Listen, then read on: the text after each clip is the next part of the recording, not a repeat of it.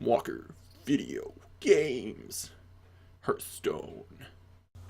Okay, so right now we're going to be playing our Handilock game. So, this deck is a Handlock, but it's missing some of the cards for the Handlock.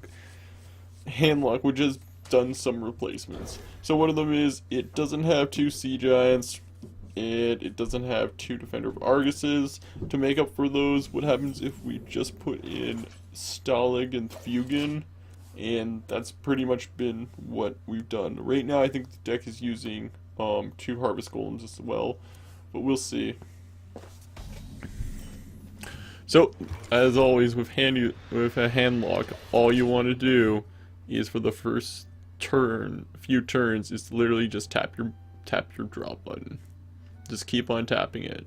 The thing is, you want to make sure you don't overdraw, that's pretty hard to do when you're going first, but going second there can be some problems. So right now, I hit my turn 4 after drawing for 2 turns, so I get my Drake, and I instantly clear the field with my Soulfire. So right now my hand size doesn't matter as much because I've already got the card dependent creature down, the Drake, on the field. So at this point, I get Faceless Manipulated. But this actually won't be a problem because I have an owl in my hand if I need it. So I'm looking at what to do. So I kill his minion and I just put up the Sledge Belcher. So this way, what he can do is I have direct access to his life points for 2 rounds, because currently he wouldn't have been able to kill it, but now he is. And the thing is, he Arguses it and gives it Blessing of Wisdom, and I have Black Knight in my hand. So next turn, his Azure Drake is just gonna die. And he invested 2 cards mostly in it. Actually, I don't even have to Argus if I didn't want to.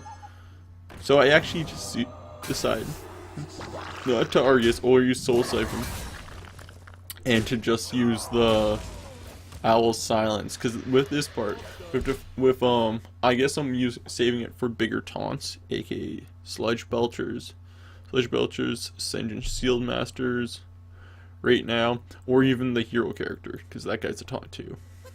So as you can see, the Knife Dragger comes down, and he just makes a minion, and I'm assuming he wants to kill the owl off, but it misses. See, at this point, this is a really good play for me, because now my owl can trade out with the Knife Juggler, and if I want to, I can just trade the whole field.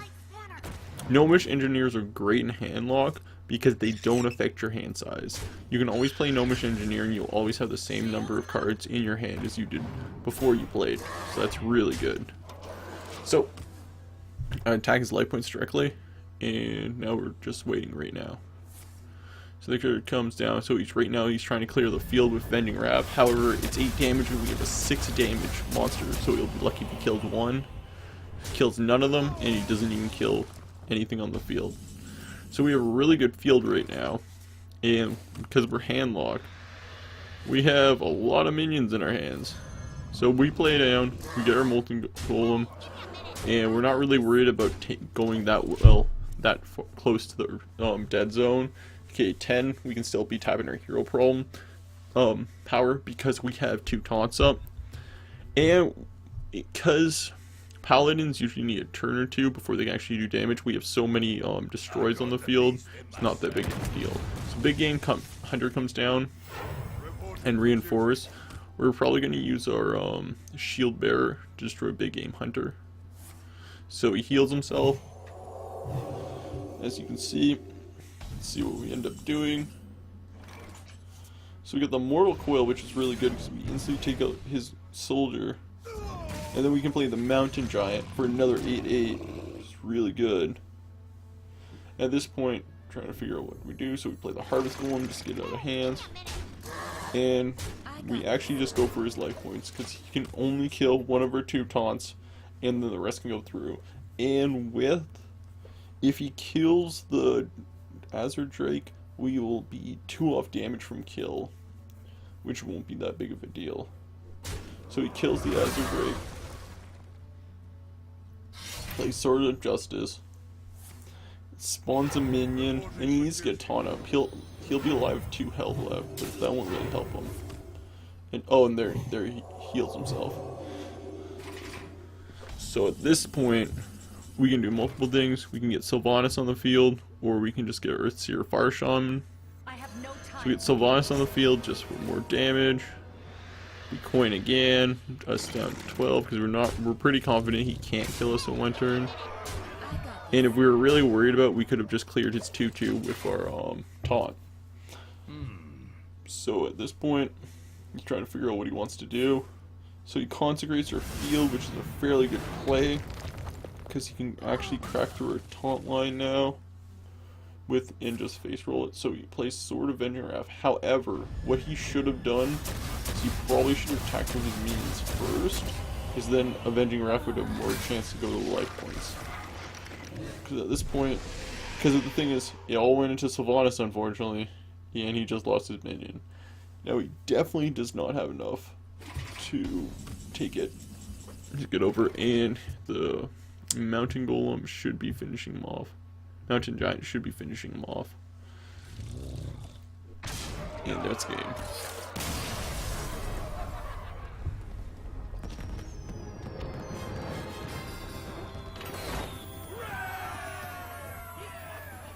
And as you can see, I got three daily quests done all at once. So that's another thing I'll go over later, is how to get dailies to do them as quickly as possible. So as you can see, I got a fairly good starting hand with Shadow Flame. But I redo my whole hand except for Soulfire. Soulfire is really good at taking early control back. But what I'm really looking for is either Azure Drakes or the Mountain Giant. Hit Soul Siphon, it's turn 1, so I'm just going to hit end turn probably. So look at my hand because I'm thinking what to do. But right now it's literally first turn. Not the big of a deal, just end. He plays Acidic Swamp Ooze, just gets himself some good board presence. And so what I end up doing is I'll just tap this turn out. The thing is, because I'm going second, you actually have to worry about, because if you tap, I think, on turn 3 and don't play anything, your hand will actually lose you a card on turn 4. As you can see, play one more. I'm counting the cards in my hand. So I have to do that, and I do that because if I don't, I will lose a card next turn on my draw if I tap. So that one's actually the best way it could be possible, by taking out the Soulfire of the other Soulfire. He now has nothing on the field to attack me, so I will be able to get a very strong Azure Drake down. So you can see, turn 4, and I should be playing the Azure Drake. However, I do have the option of the Gnomish Engineer. The Twilight Drake. So there's a Twilight Drake. It's 4/9. Really strong. But the thing is, it'll take 2 hits to get through this Shield Master. Just a really good stat line overall. It's that iffy period. So there's the Loatheb come in, which could be a problem. However, I do have a 5-drop with Fugan. And we'll see if he comes down. If not, I can also have a 3-drop. Or I can just Defender of Argus right now. And Defender of Argus would be a good pick. So as you can see, I think of what to do, so I hit it. See, at this point, with my hand, I could have either done that or not, because I could have waited for next turn and just Defender of Argus both of them. And that'd be really good, because then both of them would be 5/5s and could have one-shot this Engine's Shield Master. I think I was worried about is just him getting stuff either powered up or trying to trade out without dying. Like a Fiery Wind-Axe.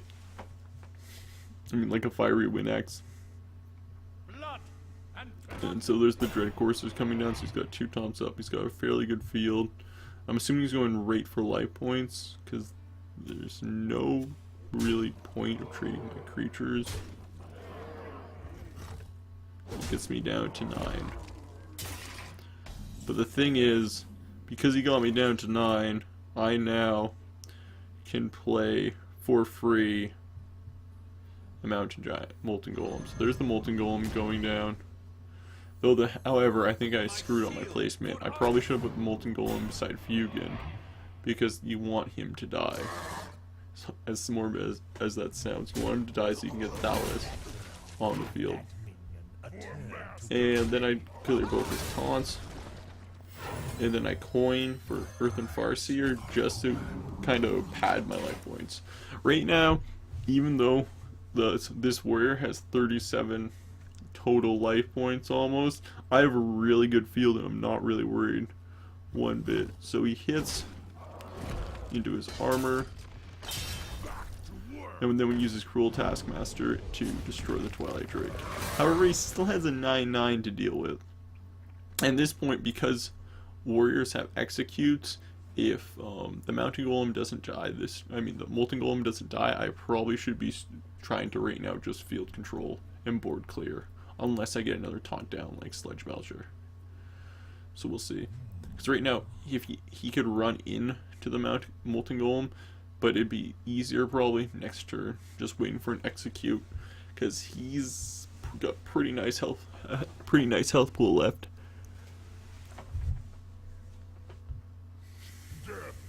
So there's the Death Lord coming out, but the thing is, you can see I can just run my Molten Golem into the Death Lord, and I'll instantly get a monster on my field. Since that's my best play. Or I could run almost anything else. I could also run all 3 of my minions into the Death Lord and the Molten Golem into life or into Lothab. So at this point I'm just trying to figure out which is the best way to do this. So So the option is probably the Sledge Belcher, just because if the warrior gets through 1 taunt, he'll now have to get through 3. And there we go. Yeah, Earthen Farseer, which probably could have been better in my hand. And now I just trade out the field. You keep Fugan alive because he's got the most damage potential out of all of them.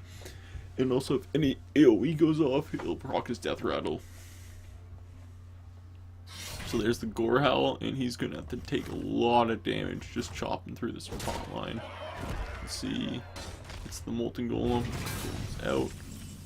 But we do have Lothab, and we just drew a Mountain Giant. So this turn we have still a lot of options. We could Lothab though, just to make sure he can't brawl, or we could just play Mountain Giant for more just board presence. So if he plays any big creatures, we're not in that big trouble because we have a way of Siphon Soul. We can just remove it. So we just go for life, and we end because I have 2 cards on him, and I'm at fairly low life with only 1 taunt up. I don't want to life tap because there's really no reason to. Because right now I'm playing all the mana every turn with my current hand without having to life tap. So the Sledge Belcher comes down, but I do have an Iron Beak Owl, so I will be able to silence it. And I just drew my second Iron Beak Owl, so even if I need another silence later on, I have it. Or I could just Siphon Soul as well. But I'll just Iron Beak Owl, the silence. And then I'll actually do both. I'll Siphon Soul. I Siphon Souled that just because I had 2 Siphon Souls in my hand and could use the health back. And I had kills, so it didn't really matter anyway. But yeah.